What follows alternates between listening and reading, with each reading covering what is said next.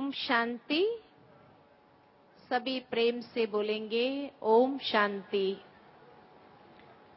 ओम शांति एक महामंत्र है जो जीवन जीने की एक कला हमें सिखाता है।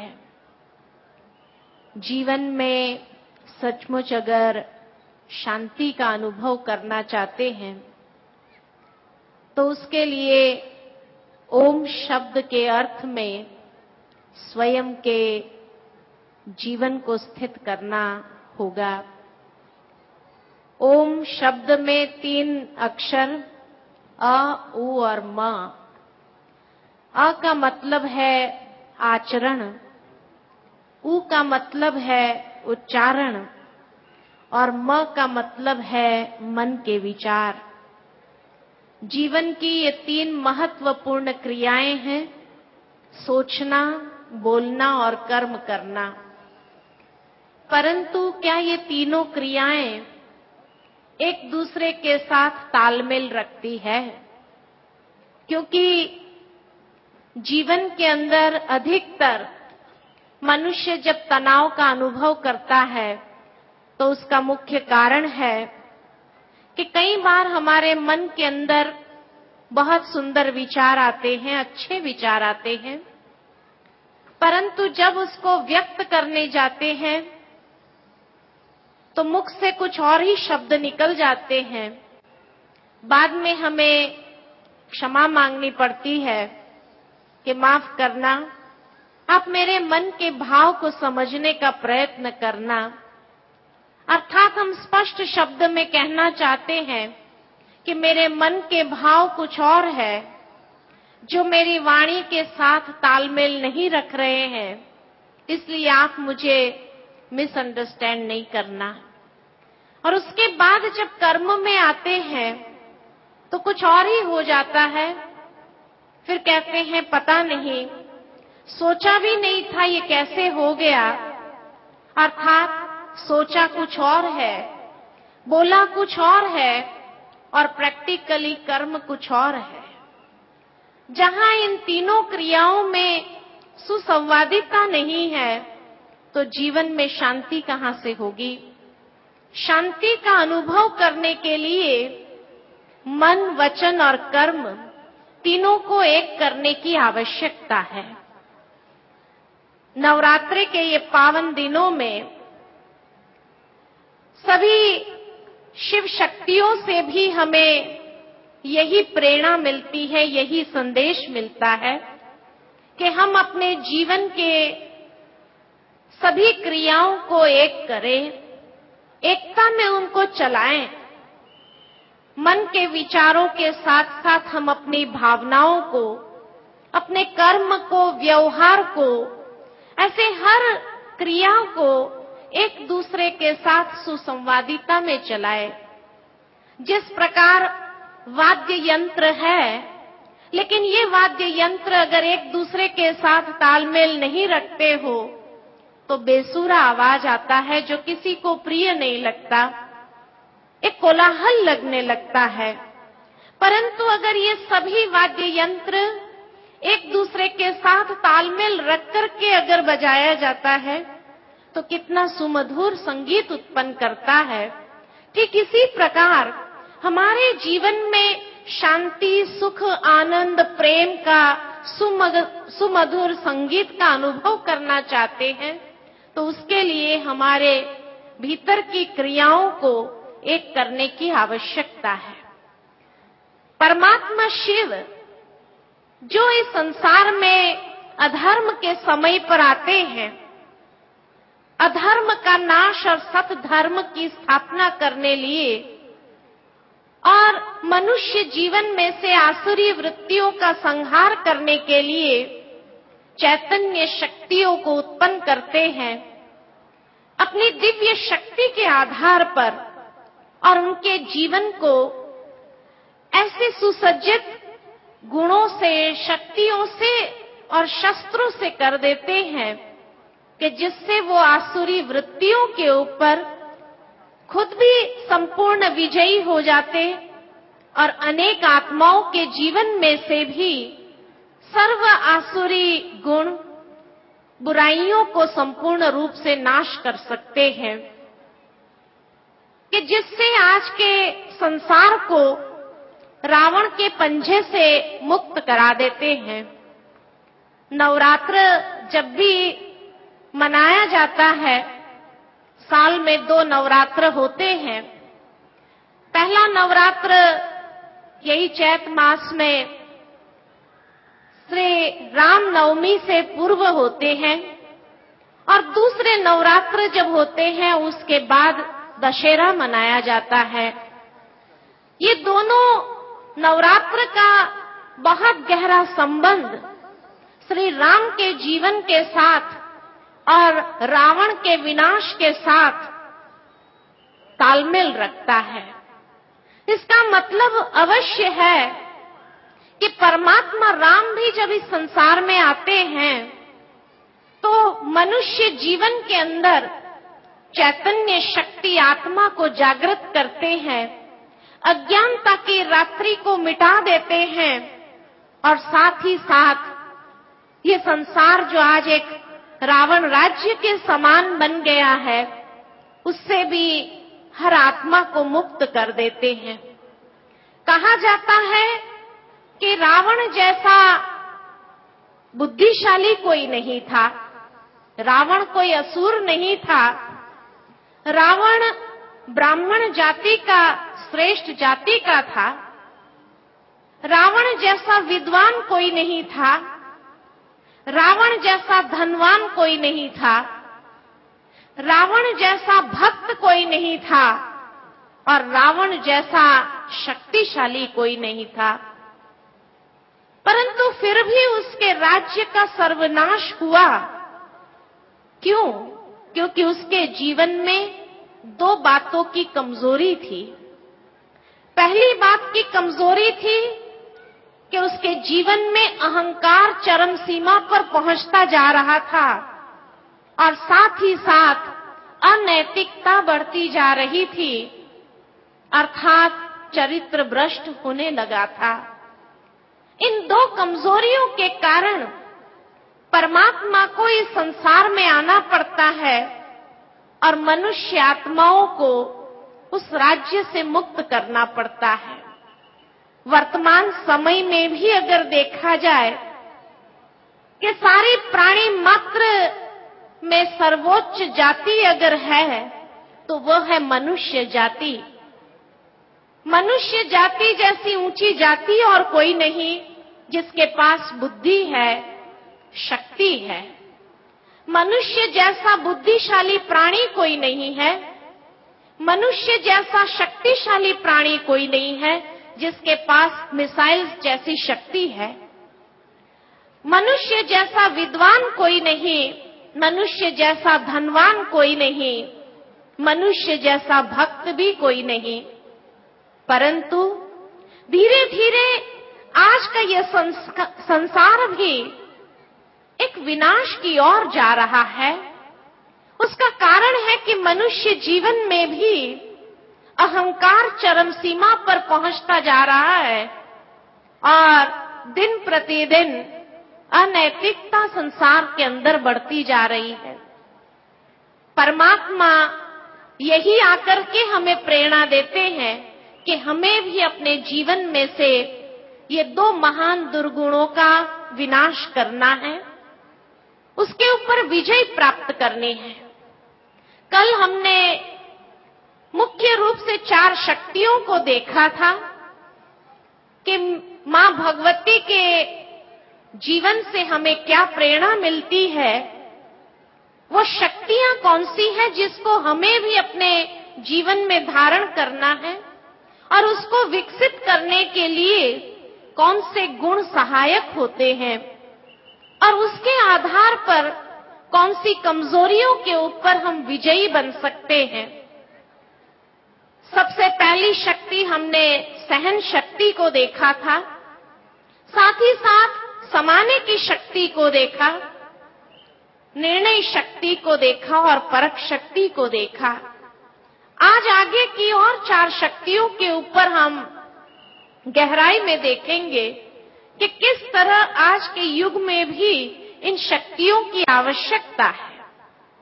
और उसमें पांचवी शक्ति है सामना करने की शक्ति, कि मनुष्य जीवन में आज इतनी चुनौतियां आती है कि इन चुनौतियों को पार करने के लिए भी उसके पास एक साहस चाहिए, निर्भयता चाहिए, तब उन परिस्थितियों का सामना करके उसको पार कर सकता है। कई बार मनुष्य सामना करने के बजाय सहन करने लगता है और यही अक्सर कहता है कि कब तक सहन करना चाहिए, सहन करने की भी कोई लिमिट होती है, इस प्रकार की बातें करने लगता है। लेकिन आज हम देखें कि मां दुर्गा के जीवन के अंदर एक तरफ तो आंखों में करुणा, वो सहन शक्ति समाई हुई है, साथ ही साथ स्वरूप में मूरत ऐसी है जैसे कि कितनी भी कठिन से कठिन परिस्थिति आ जाए फिर भी उसको सामना करके उसको पार कर सकते हैं। तो सहन कब करना चाहिए और सामना कब करना चाहिए? मनुष्य जीवन में अक्सर यही गलती करता है कि जहां उसको सहन करना होता है वहां सामना करने लगता है, और जहां सचमुच सामना करना होता है वहां सहन करके बैठ जाता है। इसलिए ज्यादा दुख उठाना पड़ता है। तो सहन कब करना चाहिए और सामना कब करना चाहिए? सामना भी जीवन में करना है, लेकिन परिस्थितियों का सामना करना है और उसको पार करना है। समस्याओं का सामना करना है और उसको पार करना है। व्यक्तियों का सामना नहीं करना है। हाँ, कोई व्यक्ति अगर परिस्थिति निर्मित कर देता है तो भी उस परिस्थिति को पार कर देना है। ये सामना करने की शक्ति हमें अपने जीवन में विकसित करनी है। और उसके सहायक दो गुण जो हमारे जीवन में है वो है निर्भयता और साहस। कि कठिन से कठिन परिस्थिति में भी अगर व्यक्ति अपना साहस बरकरार रखता है, निर्भयता को विकसित करता है, तो अपने जीवन में वो कैसी भी परिस्थिति को पार कर लेता है। और उसके आधार पर कौन से दुर्गुणों के ऊपर हम विजय प्राप्त कर सकते हैं। सामना करने की शक्ति तभी जीवन में आती है जब कामना के ऊपर विजयी हो जाते हैं। इसीलिए कहा जाता है कि जिस व्यक्ति के अंदर इच्छाएं हैं, कामनाएं हैं, वो कभी भी कोई बात का सामना नहीं कर सकता है। लेकिन जिसके अंदर इच्छा के ऊपर विजय प्राप्त किया हो, कामनाओं के ऊपर विजय प्राप्त किया हो, उसके अंदर अथाह विल पावर आ जाता है और वो कैसी भी परिस्थिति को पार कर सकता है। साथ ही साथ एक और शक्ति जो हमारे जीवन में मां भगवती के जीवन से प्रेरणा मिलती है वो है सहयोग की शक्ति। कि जीवन के अंदर अनेक प्रकार से हमें एक दूसरे के सहयोगी बनना होता है, लेकिन कभी कभी देखा जाता है कि कई व्यक्ति सहयोग देने की भावना नहीं रखते हैं। कहा जाता है कि सहयोग देना और लेना ये दैवी लक्षण है, और सहयोग न देना या न लेना ये आसुरी लक्षण है। वो कहानी हम सभी को याद है कि एक बार इंद्र राजा ने दावत रखी थी और उसके दावत में देवताओं को भी निमंत्रण था तो असुरों को भी निमंत्रण था। असुरों ने समझ लिया कि देवताओं के लिए जरूर कोई न कोई विशेष बात होगी, ऐसे तो इंद्र राजा दावत में बुलाएंगे नहीं, जरूर कोई चाल होगी, आज उसकी चाल में हमें फंसना नहीं है। ये सोच करके असुरों ने इंद्र से कहा कि आज हम भोजन के लिए दावत में सबसे पहला टर्न लगाएंगे। इंद्र राजा मुस्कुराए और कहा कि ठीक है, आप पहले भोजन पर विराजिए। लेकिन शर्त यह है कि सबके हाथ बांध दिए जाएंगे, हाथ सीधा रख के ही भोजन करना है। फिर से असुर लोग बिगड़ने लगे कि देवताओं के आगे हमें शर्मिंदा करने के लिए यही इंद्र की चाल है। खूब कोशिश की भोजन करने की, भोजन उछालते रहे खाने के लिए और सारा स्थान जो था वो गंदा कर दिया, लेकिन भोजन नहीं कर पाए। इतना बढ़िया भोजन रखा था, खुशबू लेते रहे लेकिन भोजन नहीं कर पाए। गुस्से में आकर के उठ गए। उसके बाद कहा जाता देवताओं का टर्न था भोजन के लिए बैठने का। उनके लिए भी वही शर्त रखी थी कि हाथ सीधा रख करके भोजन करना है, परंतु कहा जाता देवताओं ने भरपेट भोजन किया, क्योंकि उनके अंदर जो दैवी लक्षण था एक दूसरे के सहयोगी बनना, और इसलिए आमने सामने बैठ गए, एक दूसरे को प्यार से खिलाने लगे और इस तरह से उन्होंने बहुत अच्छी तरह भोजन का आनंद लिया। संसार के अंदर भी देखा जाता कि जिस आत्मा में सहयोग देने की या लेने की भावना है और एक दूसरे के सहयोगी बनने की भावना है, वो देवताई लक्षण है। लेकिन जो इंसान सहयोग न देता है न लेता है, वो आसुरी लक्षण वाला ही होगा। और इसीलिए कोई ना कोई ऐसी बुराई होगी जीवन में जिस कारण से वो सहयोगी नहीं बन पाता है। उसके लिए कौन से गुण की आवश्यकता है विकसित करने के लिए? तो प्रेम और समझदारी की आवश्यकता है, और उसके आधार पर कौन से दुर्गुणों के ऊपर विजयी बन सकते हैं? तो कहा जाता है कि सहयोग की शक्ति से हम नफरत और द्वेष के ऊपर विजयी बन सकते हैं। आज एक दूसरे के सहयोगी तभी नहीं बन सकते जब हम आपस के मन के अंदर या हमारे दिलों के अंदर नफरत की भावना, द्वेष की भावना होती है। इसलिए सहयोगी बनने से ही नफरत और द्वेष को हम सदा के लिए खत्म कर सकते हैं। सातवीं शक्ति है विस्तार को संकीर्ण करने की शक्ति। जैसे कछुआ है, शिव के मंदिर में एक तो नंदीगण होता है और साथ में एक कछुआ रखा होता है। ये यादगार है कि उसके पास कर्म योगी बनने की एक बहुत सुंदर विधि थी। जब कर्म योगी बनना था तब अपनी इंद्रियों को विस्तार करता था और कर्म करता था। जब कर्म पूरा हो जाता था उसकी इंद्रियों को संकीर्ण लेकर के भीतर ही सुरक्षित हो जाता था। कर्म योगी बनने के लिए दो गुणों को विकसित करना पड़ेगा। एक तो न्यारापन, डिटैचमेंट, और दूसरा अंतर्मुखता की शक्ति को। ये जब गुण हमारे जीवन में आ जाते हैं तो उससे कौन से दुर्गुणों के ऊपर विजयी बन सकते हैं? लोभ की वृत्ति के ऊपर हम विजयी हो सकते हैं। कहा जाता है कि मनुष्य की आवश्यकता के लिए तो सब कुछ उपलब्ध है, लेकिन लोभी मनुष्य के जीवन के अंदर कितना भी कुछ उसको मिल जाए, न वो संकीर्ण सकता है और उसके ऊपर विजयी नहीं बन सकता है। साथ ही साथ आठवीं शक्ति है समेटने की शक्ति, कि जैसे कहीं बाहर गांव जाना होता है, अपने बैगेज को समेट लेते हैं, लेकिन सारा घर उठा के नहीं ले जाते हैं। जरूरी चीजों को ही हम साथ ले लेते हैं। ये जीवन भी एक मुसाफिर खाना है, ये संसार एक मुसाफिर खाना है, जीवन एक यात्रा है। इस यात्रा में भी आवश्यक सामान हमारे साथ ही रहता है, और वो आवश्यक सामान जो है हमारे साथ जो नित्य चलता है वो है हमारे कर्म, हमारे संस्कार, हमारे सद्गुण या अवगुण।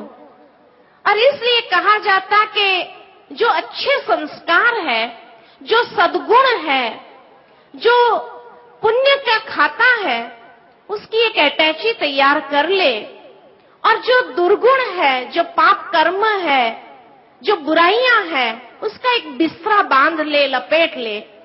दोनों साथ चलना ही है। लेकिन जैसे कभी मुसाफरी में जाते हैं, अटैची हम अपने साथ रखेंगे, उसको अपने से अलग नहीं करेंगे। बिस्तरा भले कहां भी पड़ा रहे, मालूम है उसको कोई उठाने वाला नहीं है।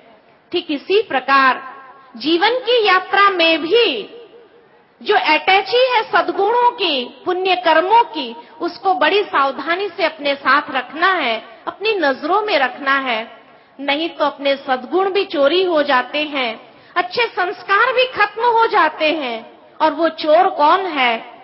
जब बुरी संगत में फंस जाते हैं, संग के रंग में आ जाते हैं, तो कहा जाता संग दोष जैसा कोई दोष नहीं।